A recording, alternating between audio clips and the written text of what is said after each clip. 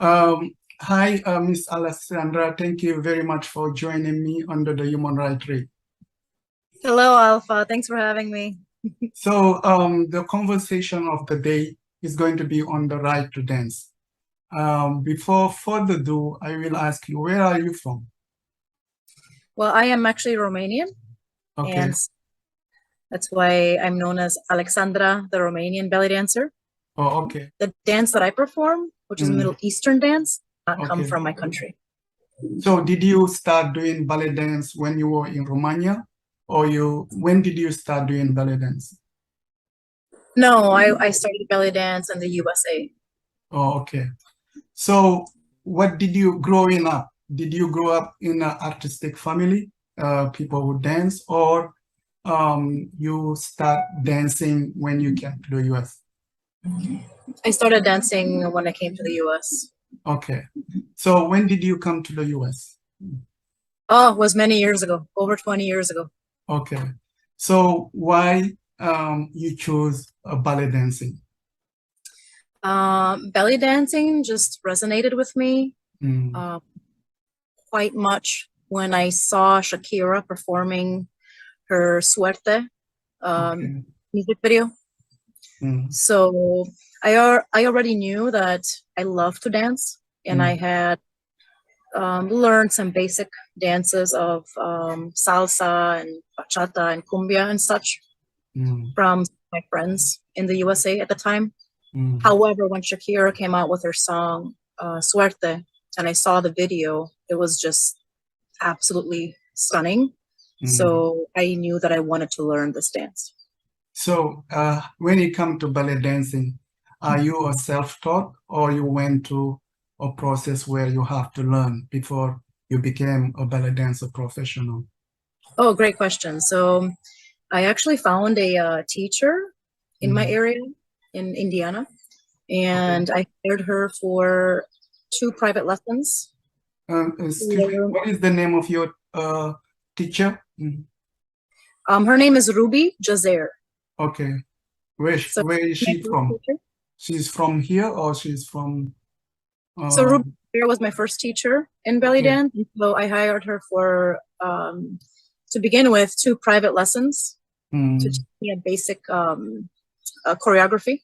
Okay. And Ruby, seeing that the movements came quite easily to me after she would teach me the movement, and invited me to join her dance troupe there called Sisters of the Nile. So she's in Indiana. She's based in Indiana. Okay. Where in Indiana? Yeah, she's like in the Michiana region of Indiana. Okay. So after you took, how long you took those classes?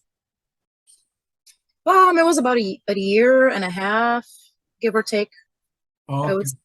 So I'm assuming you took classes in Indiana, and from Indiana you moved to Chicago.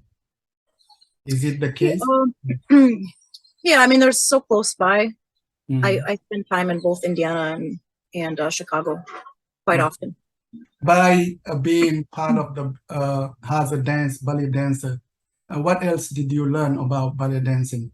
Do you think, because I'm guessing there is a Romanian dance. Did you see any similarity between Romanian traditional dance and ballet dancing? Not really. Romanian dance is its own separate style. I wouldn't say there is a lot of crossover. I mean, everything is different. You know, the music, the costuming, the movements. Okay. I'm known as Alexandra the Romanian Bellydancer, not because I perform Romanian belly dance, but only because I like to connect with my home country. Okay. So sometimes people do think like, oh, she's performing a Romanian dance. I'm not. Okay. I'm a Romanian belly dancer, but I do perform more of like the traditional Arabic dancing. But do you think in some ways you bring your own input to the ballet dance in general, or you feel like you're just following the traditional ballet dance? I believe that every dancer brings their own touch and influence to the particular dances that we perform, whether it's belly dance or salsa or whatnot. I think that's the magic of dance in general. And I definitely see that with ballet dance as well. It's important to respect the dance and to properly, I guess, if you will, represent the culture. You know, for example, if you're dancing to an Arabic Egyptian song from the Said region, you are going to be incorporating those things from that particular dance, which is called Saidi dance. And I believe, like, you know, every single song and all of the various music has its own like rhythm and dictation of how that rhythm should be brought to life in the form of a dance movement. So the nice thing with belly dance is you learn about the culture and the movements and the rhythms. And then of course you can make it like, you can interpret it from, you know, your inner energy and yourself. So that's the magic of dance, and especially with belly dance. For a great belly dancer, it's very important to know how to improvise and to pass on that like energy and feeling to the people that you are performing for in that particular instance. Since you have been dancing, doing specifically belly dancing, what did you learn about the culture? Oh, quite a lot. I mean, there's some beautiful, beautiful music. Okay. And of course, like different dances from different regions.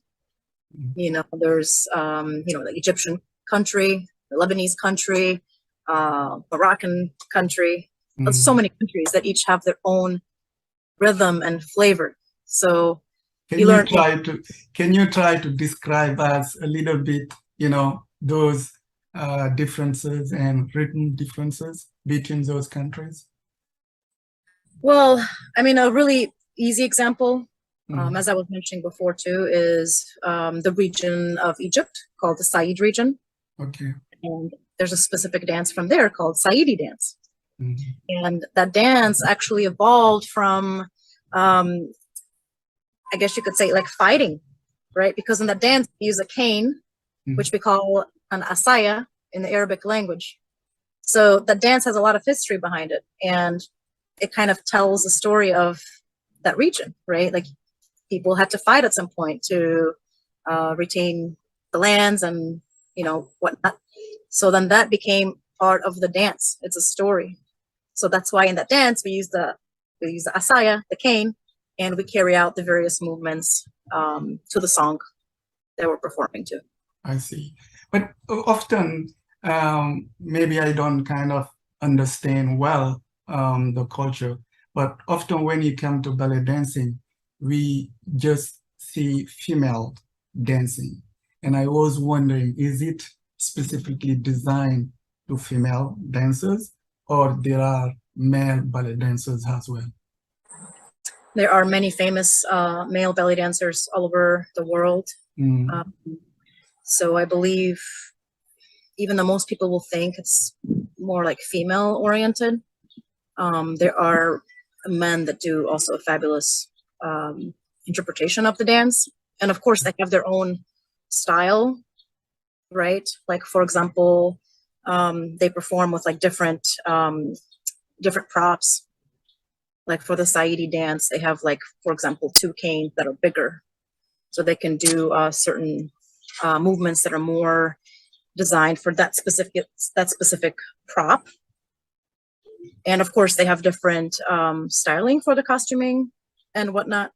I'm not much of an expert in, you know, in the male part of the belly dance, but yes, there are male belly dancers. It's all a part of the culture as well. Did you have the chance to go where in those countries and where the belly dance come from? I have not been to the Middle East yet, but so no. You did have the chance at least to interact with communities that live in the Chicago area. How did they view? I've interacted. How did they do they view ballet dancing? Oh, I've had a chance to interact with many different Middle Eastern peoples all over the United States, and other countries as well.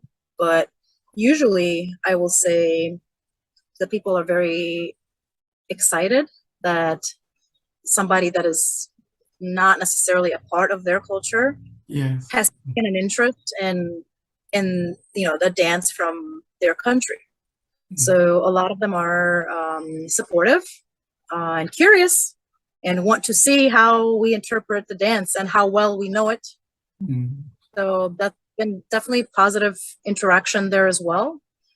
On the flip side, there are also some people, not just from like the Middle Eastern culture, but just generally, that will look at the dancer as something not so nice, which I will not say on the interview. Okay. So what are the questions you encounter when you interacting, when you are performing after performance? What question they ask you, because they go, oh, she's from Romania, but she's doing ballet dance. What kind of question often people ask? Well, normally during our performance, it's not really much of a speaking interaction.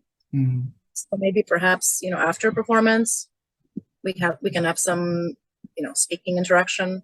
But during the performance, it's literally just interpreting the dance and connecting with the crowd, with the spectators. But oftentimes people will ask, where are you from? Do you speak Arabic? Like, do you understand the music? Things like that. Just simple questions. Do you speak Arabic?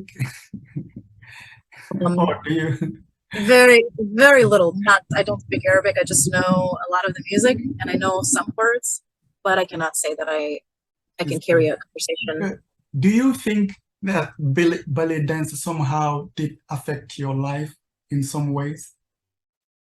Yes, I think in a lot of ways, even though it is a very hard industry to break through, it definitely reinforced my inner convictions, my inner peace, my inner strength, because I'm able to perform the dance and feel a sort of like a connection or a freedom that you cannot exactly feel with all kinds of other activities. So basically, yes, ballet dance has affected me because I'm able to reinforce my inner energy, if that makes any sense. Yeah. Can you name a few challenges you face? You are saying it's very difficult to break through. Is it difficult because you are not from the middle, from Arabic country, or is it difficult because only it's difficult to break through? No, that's a great question. I think it's a mix of things. It's just difficult because, we're in a different country.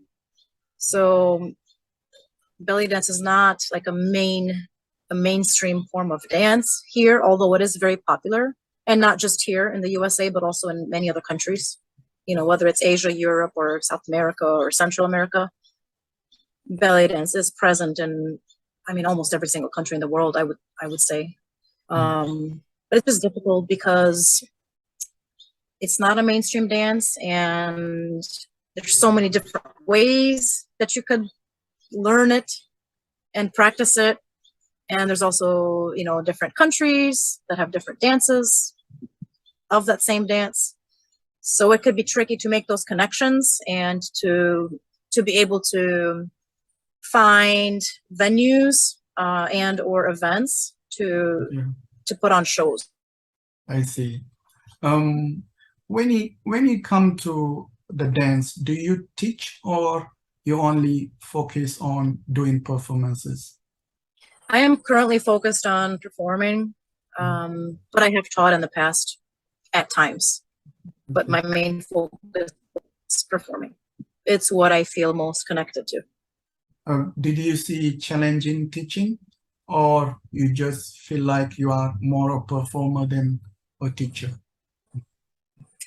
I feel as more of a performer than teacher. But I also feel like I'm a hard teacher. Like, if I show something how it's supposed to be done, like, I will make sure that person does the move that same way. Okay. Or the correct way. So I kind of feel like I would be like a very strict teacher. So perhaps for that reason, I don't do much teaching currently. But who knows, in the future, maybe I will consider doing that. Can you guide us a little bit on the path to performance? I mean, I play music, you know, and I feel like in any performance, there are three parts to the performance: before the performance, during the performance, and after the performance. As you kind of are getting ready to perform one of your pieces related to belly dancing, can you share in some ways those three steps of your performance before you start performing? What happened? Oh, I can't give away my secrets. But no, it's very basic. Only little, Me, only little secret, not the big one. my secret. No, I'm a natural performer, or natural. I believe a lot in the being natural. So I try not to do too many embellishments before my performance. Of course, you know, before a performance, I will pick out my costume. You know, depending on what type of performance I'm doing, or perhaps even if that event has a special color theme, I'll go ahead and pick up my costume, and then I will do my makeup, I will do my hair. But as I said, I try not to embellish too much on changing who I am right before the performance. But of course, I do some light makeup, you know, do some things to my hair sometimes, depending on how I want it to look like. And then I do like to listen, perhaps not to the whole show, because usually my shows are 30 minutes long. I'll usually have my chosen set playing for me in the background, you know, as I'm getting ready for that performance. And then, of course, the performance, when actual performance is happening, I like to start off stage, or like out of the spectator sight. It's because I'm usually hired as a surprise. Okay. Whether it's for a wedding or a birthday party or anniversary, or gosh, I've done even retirement parties, all kinds of, you know, special events in people's lives. I'm usually hired as a surprise. So, you know, they will somehow announce we have a surprise, etc., and then I'll have them start my music, and then that's when I will enter at some point after my music starts. Then I start my performance. My performance is usually, I make my own mixes, and of course I choose the set that I believe will be the best fit for that particular event or client. And usually my sets are, they're planned in a certain way. Usually I will start with like a grand, you know, grand entrance music. I'll start with a veil, or also it could be isis wings, depending on how big of a space I have to work with. And then from there, I play some traditional songs, usually like Egyptian songs. And then afterwards, you know, depending on which set I'm doing, I can do some songs where I play my finger cymbals, and then some pop songs, like Egyptian or Lebanese pop songs that people usually will know in the audience. And then I invite for them to come and dance with me, because for me, it's very important to involve the people. To interact with the audience. To interact, because the dancing is not only, it's not about me. It is important for me to get the energy going and to display, you know, the type of dance, you know, to the particular music that's playing at the moment. However, I do not feel the same if I am not able to interact with spectator, or the bride or the groom, or the birthday person, or even their guests, because I want for them to have a positive experience with the dance and with my presence. And so I feel like if I am not able to involve the spectators, it's a huge loss for both myself and for them. So every performance I've done, guaranteed I will involve somebody that's willing to do so. So I do that during the dance, and then of course, and sometimes during my set, I even have a special type of music that is more of a group dance. So I will invite multiple people to come, to the performance area, and I will guide them into doing the correct steps for that particular music, so that everybody's learning a little bit about the culture with that music. And so then everybody has like a euphoric, happy feeling to remember from that event. So for example, that's a dance called Depke, which is popular in regions such as Palestine. It's huge, in Palestine. And that's a dance where, there's many different kinds of Depke, but there's like simpler versions too that I can teach some of the people, at the performances, and just get them involved.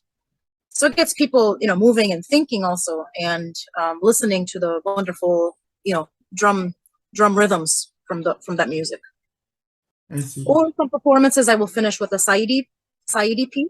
What is Saidi? With Saidi piece, it's an Egyptian form of music and dance where we use the asaya, the cane.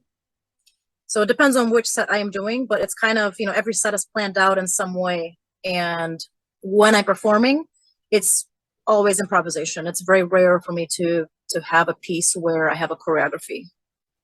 So, then of course, after you mentioned you wanted me to speak after the set, after my set ends, I just exit the performance area, and I try to, I kind of bow as I'm dancing, and I salute the people, the spectators, and I make my exit. I see. But the audience, listening to what you're saying, in your performance, interacting with the audience is very important for you. And I'm wondering, what kind of audience do you have? Do you, most of them are from the Middle East, or you have different kind of audiences? You have been performing for different kind of audiences in United States? All different kinds. All different kinds. I mean, I've had audiences that are American. Okay. Which, what does that mean, right? Because American people are a mix of everything. Yeah. But no, I've had audiences that, like white, black, Indian, other Asian type of people as well, or Middle Eastern, European, Latino, you name it. I've performed for all sorts of audiences. Okay. So when you are performing, are you still be Alexandra, or you are somebody completely different? Oh, can you repeat that? I say, when you are performing, are you still Alexandra, or you are somebody completely different? I am still Alexandra.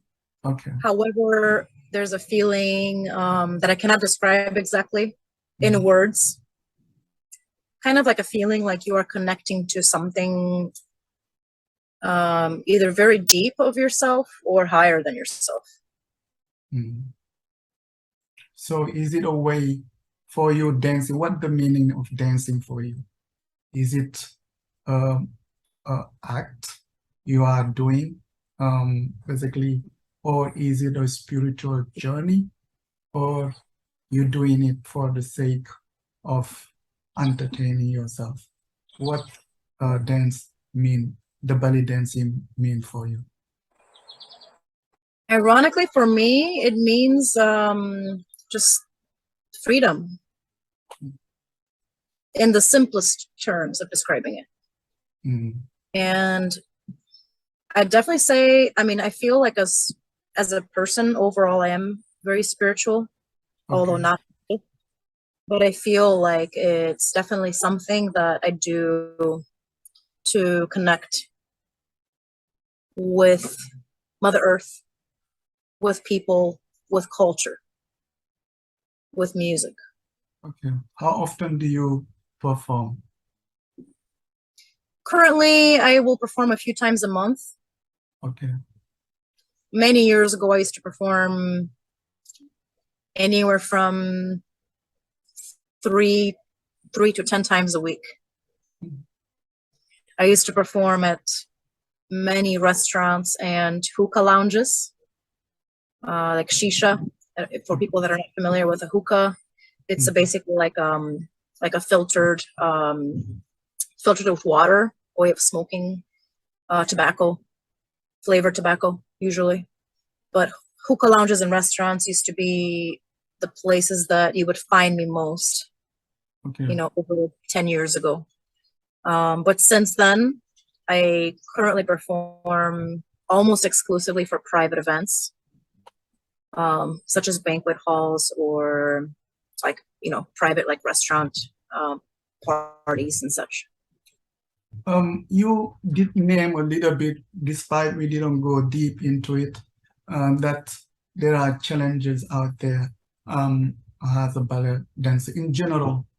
Can you cite few challenges? For instance, a young girl come to you and say, Alexandra, I wanna be a ballet dancer. And what kind of basically challenges can you share to that young lady? Well, I mean, unfortunately, we have to always be on the lookout for like potential physical abuses that you may endure. You know, sometimes people want to like touch you or, you know, try to force you to maybe like do things or accept payment that is not in line with what you know, what you should be charging. So basically, you just have to be very careful. If you can, bring someone with you that can help protect you if something happens, or be very ready to be able to do that for yourself and to stand up for yourself. Because a lot of times, belly dancers do get kind of abused in a way to where maybe they... You mean being harassed? Could be harassed, of course, but things can also happen where people try to touch you inappropriately. And sometimes, you know, every person is different. You know, some people will freeze because they don't know how to react if something like this happens, or some people will flee, or some people will fight back. So, I mean, unfortunately, I wish we wouldn't have to be discussing this, but, you know, when things like that happen and you could get touched inappropriately, you just have to be ready to, you know, to basically defend yourself, or have something there that will help you in cases of that happening. So hopefully you have a supportive management or, you know, security guards in this location where you're performing, you know, at the venue, where they can sort of watch out and make sure that you as a dancer and as a woman and as a performer are not being disrespected, you know, in any such physical way. So, I mean, basically what I'm saying is you have to have a tough skin, because things may or may not happen, and you have to be ready to face them in the best way that you can at the moment. Unfortunately. Is basically what you're saying. There is a challenge out there. You may be harassed, you know, by guests or audience, and you should have the tools to deal with that, because I think while you are performing, you want to perform, but when you have to deal with performance and have to deal with other kind of being distracted by other actions, I think people need to be aware of that. You know, often, how do you deal with those kind of acts? Because I felt like you name few things. Sometimes you freeze, sometimes you ignore it, or sometimes you react. Often in your case, how do you deal with those issues? I have slapped people before without fear. Because you get in a defensive state, and you know, some people, you know, but I have slapped the person that is perpetrating that move, or I have stopped the show and just pointed to the person, like asked the people around also to, you know, to make sure that that doesn't happen again. I don't normally ever freeze. I'm normally a person that I will react and I will fight back. It doesn't. We didn't have to deal with that, but it can happen. And also, we have to deal with sometimes when when you're in that industry, we have to know what our worth is as far as how much to charge for the performance. And we have to deal with standing strong in that, right? So if I'm asking for X amount of dollars, I'm not going to accept, the person that is trying to book me that wants to pay me half, or 3/4, or, hey, I want a discount because I'm so-and-so. It's like, I'm sorry, like, this is what my performance will cost you. I'm in the situation where I'm able to do that with you on, whatever basis you're bringing up. So you basically, like, I think as a dancer, you should always stay strong and be able to request what you feel is fair for your performance, for booking. So for anyone getting into the dance, for example, I would always charge a deposit, and I would advise everybody to do that.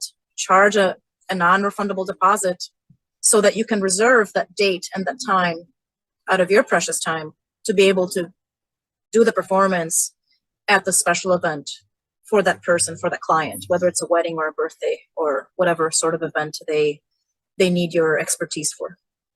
Basically, what you're saying, there is two sides into the dancing performance. There is the artistic side, but there is also the business side.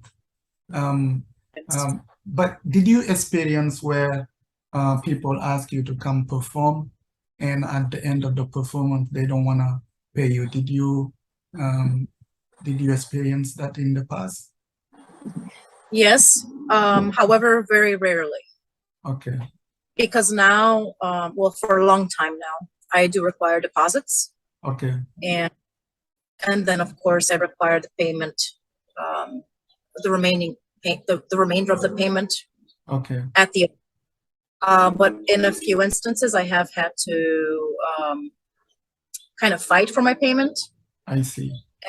I've always gotten paid. However, it's not comfortable having to do that. Yeah. Like, people do disrespect you, unfortunately. And for that reason, I kind of gauge the people now. Okay. And if they buy anything that I feel is disrespectful during the booking process, okay, I will not even, I don't have time for that. I just tell them, listen, this is what it is. Here's a deposit, and this is what is due the day of the performance. And based on that interaction, I can kind of gauge, whether that client is being respectful or not. And the deposit really helps ensure that I will be getting paid. So as a ballet dancer, do you think you can make living only doing ballet dancing, or you need to, as an artist, to pick up side jobs? You can definitely make a living as a ballet dancer, especially if you are combining teaching with performing. Okay. Also, if you are lucky enough and have worked hard enough to be able to book, international performances. I see. There's definitely dancers that do that. For me, I do not rely only on my belly dancing currently. So there's all kinds of different types of combinations. Okay. You live in Chicago. Do you feel like the city is basically supporting ballet dancers through grants or other ways? Do you think artists are supported?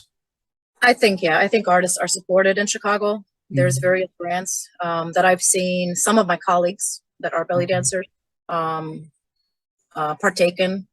So I definitely know that the city does support dancing, and not just belly dancing, but all kinds of so we only kind of have 1 minute, and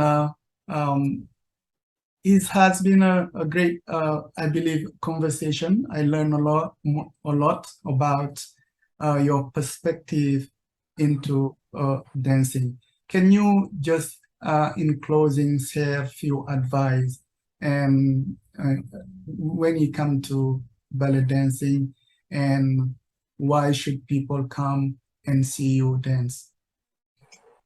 Oh, I believe belly dance is a beautiful and cultural dance. I definitely hope that more people will go out to shows or restaurants and support that culture, because it does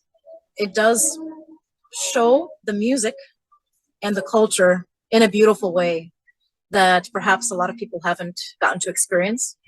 So I definitely think it's a beautiful performance and dance and cultural, dance that people should check out. Thank you very much. Thank you very much, Miss Alexandra, for joining me under the UTHRT I. It was a great pleasure talking to you. And good luck on your ballet dancing and on your future performances. I look forward to come and see one of them. Okay.